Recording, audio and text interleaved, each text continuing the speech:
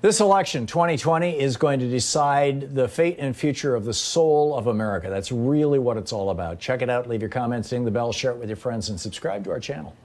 Is the corruption of Donald Trump and the Republican Party. I mean, he is simply a symptom of a larger problem here that has been going on with this party since, I mean, you could argue since Nixon, but Nixon was kind of a renegade criminal who was exploiting the Republican Party, I would say. But Reagan actually turned the Republican Party into, an arm of big corporations and billionaires. And big corporations and billionaires are notorious for bending the rules, breaking the rules, whatever. So now we've got Trump, right? I mean, he was trying to cut a deal for a Trump Tower in Moscow right up to Election Day and lied about it over and over again. He's been trashing China, but his daughter got trademarks there at the same time that he was trying to cut deals with President Xi. And now we discover he has a checking account in China, and that somebody put millions of dollars into that checking account right after Trump became elected president, and Trump transferred some $14 or $15 million out of that Chinese checking account into his own pocket.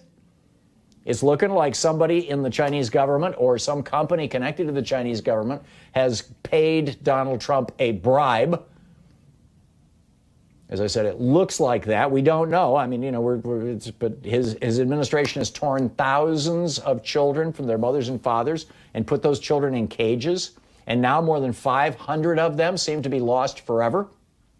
Can you imagine if someone had taken your child away at gunpoint, refused to tell you where your child was, and then you learned that your child was lost, probably forever? I mean, that's what Donald Trump and his enablers have done to our fellow human beings. They've actually lost track of the parents in these cases, but there are children as well that they've completely lost track of. His charity defrauded veterans and people with cancer. His university defrauded thousands of young people wanting an education. His real estate properties around the world have been used for money laundering by foreign criminals and oligarchs for decades. As president, he's been showering favors on our competitors and spitting in the face of our friends, countries, he has embraced Nazis and other white supremacists, empowering their hateful movement. He's using the power of the Attorney General's office to fight one of the many women, E. Jean Carroll in this case, who's accused him of rape.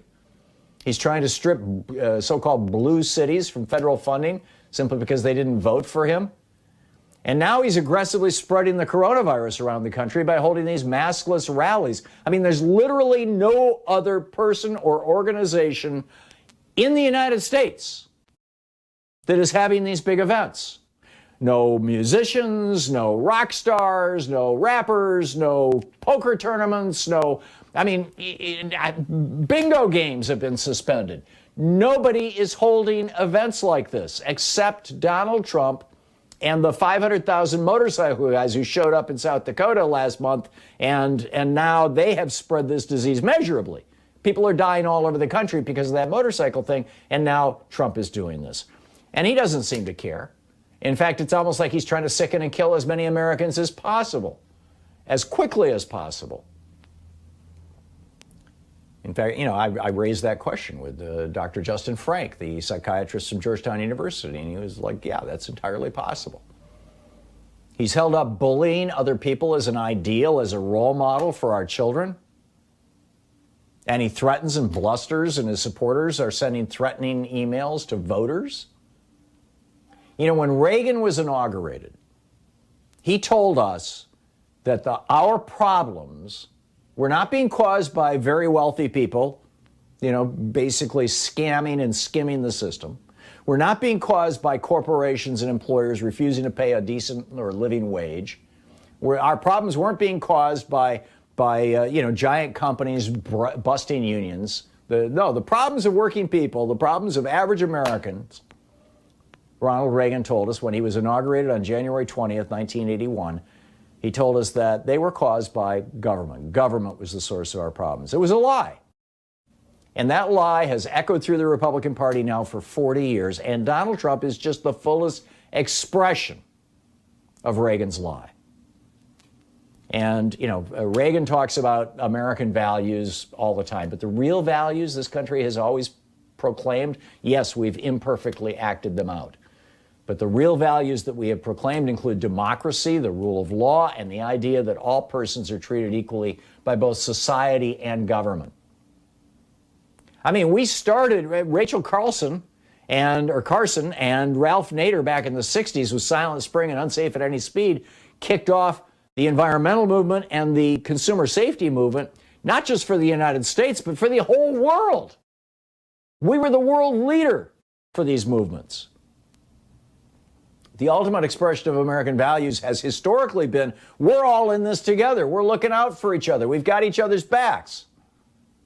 Until Reagan came along and said, no, that's not how it works. You're on your own, buddy. This isn't just an election between people who share American values, between two candidates or even two parties that have a shared vision of American values.